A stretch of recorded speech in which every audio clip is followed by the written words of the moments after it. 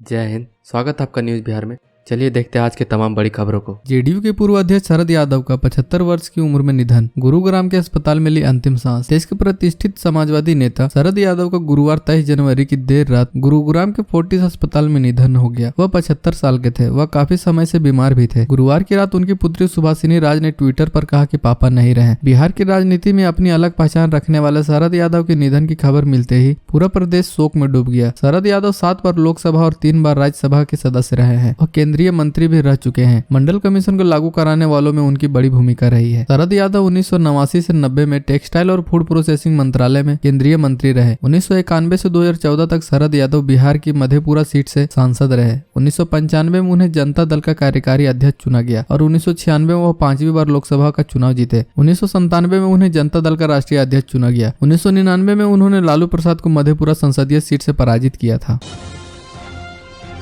मोतिहारी में हवाई जहाज का ईंधन लदा टैंकर पलटा। तेल लूटने के लिए बाल्टी लोटा लेकर सड़क पर दौड़े ग्रामीण। बिहार के मोतिहारी में हवाई जहाज का ईंधन लदा टैंकर अचानक पलट गया। हादसे के बाद टैंकर में लोड तेल सड़कों पर पानी की तरह बहने लगा। घटना के बाद मौके पर सैकड़ों लोगों की भीड़ जमा हो गई। तेल का टैंकर पलटने की जानकारी मिलने के बाद लोग बाल्टी लोटा लेकर अपने घरों से सड़क की ओर दौड़ पड़े और सड़क पर फैले तेल को जमा करने लगे। लोगों की इस करतूत के चलते घटनास्थल पर काफी देर तक अफरा तफरी का माहौल कायम रहा। इधर घटना के काफी देर बाद किसी जागरूक युवा ने पुलिस को फोन के जरिए मामले की जानकारी दी, जिसके बाद स्थानीय थाना पुलिस फौरन घटनास्थल पर पहुंची और तेल लूट रहे लोगों को खदेड़कर मौके से भगाया। हादसे के बाद पुलिस ने एक क्रेन को मंगवाया और दुर्घटनाग्रस्त टैंकर को उठवाया। जानकारी के मुताबिक टैंकर बेगूसराय के बरौनी रिफाइनरी से विमान का कच्चा तेल लेकर नेपाल के काठमांडू के लिए जा रहा था। इसी बीच तेल टैंकर जैसे ही सिकरहाना नदी के पुल के पास पहुंचा कि अचानक मिट्टी धंसने लगी, जिस वजह से टैंकर पलट गया। पुलिस ने बताया कि इस हादसे में दर्जनों गैलन तेल बर्बाद हो गए, जबकि घटना में चालक और खलासी बाल बाल बच गए। पुलिस ने बताया कि टैंकर की सुरक्षा के लिए चौकीदारों की तैनाती की गई है। टैंकर को घटनास्थल से निकालकर रवाना करने की कोशिश की जा रही है। बेतिया में बारातियों से भरी कार बेकाबू होकर नहर में गिरी। 2 युवकों की दर्दनाक मौत। बिहार के बेतिया में बारातियों से भरी एक कार बेकाबू होकर नहर में गिर गई। इस हादसे में 2 युवकों की दर्दनाक मौत घटनास्थल पर ही हो गई, जबकि 2 युवक गंभीर रूप से घायल हो गए। घटना सहोदरा थाना क्षेत्र का है। हादसे के बारे में नरकटियागंज एसडीपीओ ने बताया कि घटना बुधवार की देर रात की है। हादसे में जान गंवाने वाले युवकों की पहचान कार सवार दीपक श्रीवास्तव और साहिल हुसैन के रूप में की गई है, जबकि घायलों की पहचान तनवीर आलम और इरशाद आलम के रूप में हुई है। चारों युवक सरफराज अंसारी की शादी में शामिल होने के लिए दरौल गांव गए थे। लौटने के दौरान कार बेकाबू होकर पंडित नहर में गिर गई। जानकारी के मुताबिक गुरुवार की सुबह लगभग 7 बजे से 8 बजे के बीच लोगों ने कार को नहर में गिरा हुआ देखा, जिसके बाद लोगों ने फोन के जरिए सहोदर थाना पुलिस को हादसे की जानकारी दी। इधर घटना की सूचना मिलने के बाद पुलिस फौरन घटनास्थल पर पहुंची। पुलिस ने स्थानीय लोगों की मदद से कार को नहर से बाहर निकलवाया और दोनों मृतक के शव को अपने कब्जे में लेकर पोस्टमार्टम करने के लिए बेतिया गवर्नमेंट मेडिकल अस्पताल भेज दिया।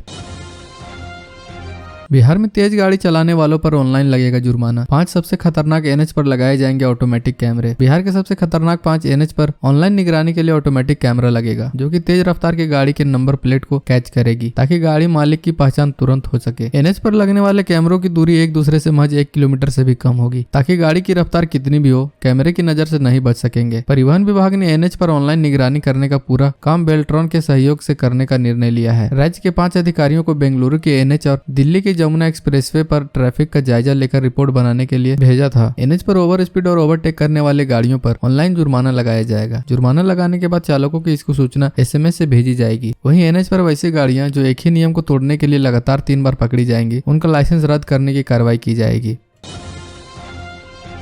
दिल्ली और पंजाब में व्यवसायी से 1 करोड़ से अधिक की ठगी। 3 राज्यों की पुलिस ने की पटना में छापेमारी। साइबर साथियों की तलाश में गुरुवार को पटना में 3 राज्यों की पुलिस ने छापेमारी की। कदम कुआं थाने में पंजाब पुलिस, पत्रकार नगर में जम्मू कश्मीर और दिल्ली पुलिस ने छापेमारी की। इससे पहले दिल्ली पुलिस की टीम ने नवादा से 1 करोड़ 10 लाख रुपए के साइबर अपराधियों को गिरफ्तार किया था। तीनों राज्यों की पुलिस टीमों ने स्थानीय थानों की मदद से छापेमारी की है। हालांकि पुलिस के पास जो भी जानकारी उपलब्ध थी वो फर्जी थी। वहीं पंजाब पुलिस ने 2 नाबालिगों को कदम कुआं थाना इलाके से हिरासत में ले लिया है। पटना के साइबर साथियों ने पंजाब के लुधियाना के एक बड़े बिजनेसमैन से 50 लाख रुपए से अधिक की ठगी की है। जिस नंबर से फोन करके ठगी की गई वह कदम कुआं थाना क्षेत्र का है। पंजाब पुलिस के अनुसार जांच के दौरान जिस खाते में पैसा आया वह पटना के युवक का है। इलाके से 2 नाबालिगों को हिरासत में लिया गया है। फिलहाल पुलिस ने बैंक अकाउंट को फ्रीज कर दिया है। कश्मीर के बिजनेसमैन से पत्रकार नगर थाना क्षेत्र के 3 लोगों ने मिलकर 23,81,500 रुपए की ठगी की है। इस संबंध में कश्मीर साइबर ब्रांच में शख्स ने प्राथमिकी दर्ज करवाई थी। कश्मीर साइबर ब्रांच की टीम ने जब जांच शुरू की तो पता चला कि पत्रकार नगर, कंकड़बाग, काली मंदिर रोड आदि स्थानों पर साइबर ठगों का लोकेशन आ रहा है। औरंगाबाद में बदमाशों ने गिट्टी व्यवसायी की गोली मारकर हत्या की, छानबीन में जुटी पुलिस। बिहार में अपराध को लेकर पुलिस भले ही खुद से अपने पीठ थपथपा ले, लेकिन जमीनी हकीकत क्या है यह किसी से छुपी हुई नहीं है। ताजा मामला ओबरा प्रखंड स्थित चेचाड़ी गाँव की है। यहाँ बदमाशों ने गिट्टी व्यवसायी सत्येंद्र यादव की सोई अवस्था में गोली मारकर हत्या कर दी। गुरुवार की हाले सुबह हुई इस घटना के कारणों का अभी तक पता नहीं चल पाया है। पुलिस छानबीन कर रही है। मृतक के भाई ने बताया कि बुधवार की शाम किसी से सत्येंद्र यादव का विवाद हुआ था। इसके बाद वह प्रतिदिन की तरह बुधवार की रात दलान में सोने चले गए। गुरुवार की सुबह परिजन दलान की तरफ गए तो देखा कि उनके शरीर से खून निकल रहा है और छाती में गोली लगी हुई है। आसपास के लोगों ने बताया कि 3 की संख्या में रहे अपराधियों ने घटना को अंजाम दिया है। उसके साथ जमीन विवाद का मामला भी चल रहा था। भाई ने स्पष्ट कहा कि अज्ञात अपराधियों ने उसके भाई की गोली मारकर हत्या की है। सत्येंद्र यादव किसानी के साथ साथ गिट्टी सप्लायर भी थे। बेतिया में 16 जनवरी को लगेगा जॉब कैंप। इन कंपनियों में नौकरी करने का मिलेगा सुनहरा अवसर। श्रम संसाधन विभाग जिला नियोजनालय के तत्वावधान में आगामी 16 जनवरी को स्थानीय DRCC के प्रांगण में जॉब कैंप का आयोजन किया जा रहा है। इसमें 11 बजे से लेकर 4 बजे तक इच्छुक अभ्यर्थी जॉब कैंप में नियोजक से जॉब के बारे में जानकारी प्राप्त कर सकते हैं और वहीं अपना बायोडाटा भी जमा कर सकते हैं। जानकारी के अनुसार 16 जनवरी को आयोजित होने वाले जॉब कैंप की तैयारी प्रारंभ कर दी गई है। बताया गया है कि निजी नियोजक पद, योग्यता, उम्र, मानदेय, रिक्ति, कार्यस्थल आदि की विस्तृत जानकारी का प्रचार प्रसार कराया जा रहा है ताकि लक्ष्य के अनुरूप बेरोजगार युवक युवतियों को नौकरी दिलाई जा सके। जिला नियोजन पदाधिकारियों ने बताया है कि L&T construction skill training institute द्वारा अहमदाबाद, गुजरात में ट्रेनिंग पद के लिए 500 अभ्यर्थियों का चयन किया जाएगा। वहीं श्री गोपाल ऑटो यानी कि मारुति सुजुकी द्वारा स्थानीय स्थल पर सेल्स ऑफिसर के 15 अभ्यर्थियों को नौकरी दी जाएगी।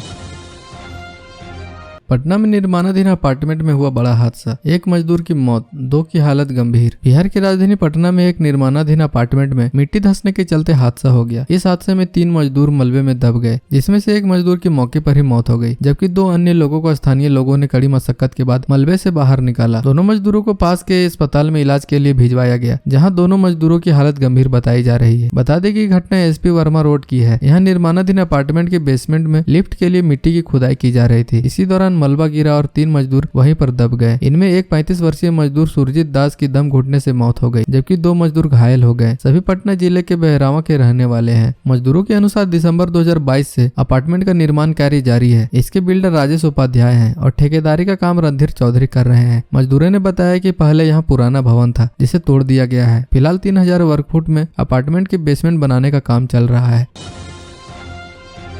बिहार में अब नहीं होगी कोयले की कमी। राज्य के पहले मंदार पर्वत कोल ब्लॉक से खनन को मिली मंजूरी। भागलपुर के पीरपैंती प्रखंड में मिनिस्ट्री ऑफ कोल ने कोयला उत्खनन की मंजूरी दी है। मिनिस्ट्री ने इसका नामकरण भी कर दिया है। इस कोयला खदान का नाम मंदार पर्वत कोल ब्लॉक रखा गया है और इसे राजमहल कोल फील्ड में शामिल किया गया है। साथ ही metal scrap trade corporation limited को कोयला ई-ऑक्शन करने की जिम्मेवारी भी सौंप दी गई है। यह बिहार का पहला कोल ब्लॉक होगा। MSTL की ओर से ई-ऑक्शन किया जा रहा है। फाइनेंशियल बिड 24 जनवरी को खोला जाएगा। जिनके नाम का फाइनेंशियल बिड खुलेगा उनके साथ एग्रीमेंट कर लीज पर कोयला उत्खनन शुरू कर दिया जाएगा। लीज की अवधि 50 साल के लिए होगी। इससे पहले टेक्निकल बिड खोला जाएगा। इसमें सफल एजेंसियों का भी फाइनेंशियल बिड खुलेगा। पीरपैंती में कोयले का भंडार करीब 340 मिलियन टन है। यह 78 से 90 मीटर के बेस में है और ऊपर मिट्टी की मोटी परत है। कोयले की मोटाई और गहराई सीमांत के हिसाब से बांटी गई है। सबसे ज्यादा कोयले का भंडारण सीमांत 2 में है। विभागीय अधिकारी के अनुसार कोयला ग्रेड 12 कोटि का है। कहीं कहीं यह ग्रेड 9 का भी है, यानी मीडियम ग्रेड का कोयला है और इसका बिजली घरों में भी उपयोग हो सकेगा। जमीन के अंदर मिलने वाले कोयले के भंडार से हर साल कितना उत्खनन किया जाएगा यह तय कर लिया गया है। 90 मीटर के बेस से हर साल 17.5 मिलियन टन कोयले का उत्खनन होगा।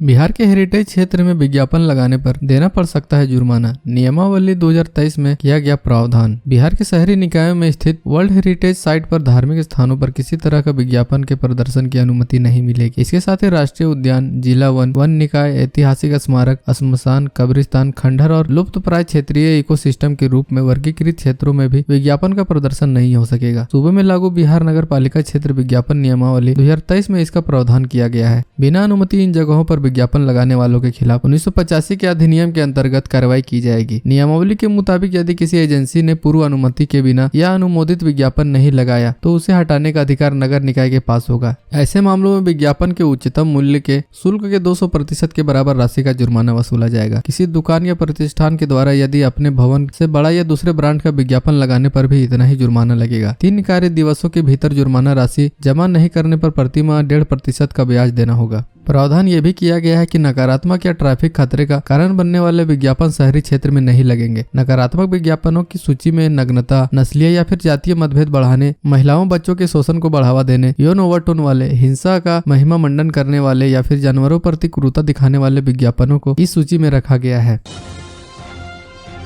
नाबालिग ने टोकरी में 8 जिंदा बम लाकर घर में रखे, पिता ने पुलिस को दी खबर, मचा हड़कंप। वैशाली जिले के हाजीपुर में शुक्रवार को पुलिस ने बड़ी आपराधिक साजिश को नाकाम करने में सफलता हासिल की है। हाजीपुर नगर थाना क्षेत्र में पुलिस ने छापेमारी कर 8 जिंदा बम बरामद किया है। इस संबंध में मिली जानकारी के अनुसार नगर थाना क्षेत्र के चौधरी मुबारक गली में गुप्त सूचना के आधार पर छापेमारी कर पुलिस ने घर में रखे 8 जिंदा बम को बरामद किया है। मामले में पुलिस ने एक नाबालिग को गिरफ्तार किया है। पुलिस ने बताया कि नाबालिग के पिता ने ही घर में बम रखे जाने की सूचना दी। सभी बम को डिफ्यूज कर दिया गया है। नगर थाना अध्यक्ष सुबोध कुमार ने बताया कि 8 जिंदा बम के साथ एक नाबालिग को गिरफ्तार किया गया है। किशोर के पिता खुर्शीद आलम ने पुलिस को घर में बम होने की सूचना दी थी। खुर्शीद ने बताया कि उसका बेटा नशेड़ी है और उनका बेटे से कुछ लेना देना नहीं है। उन्होंने इसको लेकर कोर्ट में भी आवेदन दिया है। खुर्शीद आलम ने बताया कि 14 वर्षीय बेटे ने बम को टोकरी में लाकर घर में रखा था। पिता का कहना है कि बेटे का आपराधिक गतिविधि और अपराधियों के साथ उठना बैठना है। पुलिस फिलहाल नाबालिग से पूछताछ कर रही है। वहीं बम मिलने की सूचना इलाके में आग की तरह फैल गई। लोगों में दहशत का माहौल है। पुलिस घटनास्थल पर जांच में जुटी है। बिहार की ऐसी ही तमाम छोटी बड़ी खबरों को जानने के लिए चैनल को सब्सक्राइब कर लें और बेल आइकन भी प्रेस कर दीजिएगा ताकि हर वीडियो का नोटिफिकेशन आपके फोन में पहुंच जाए।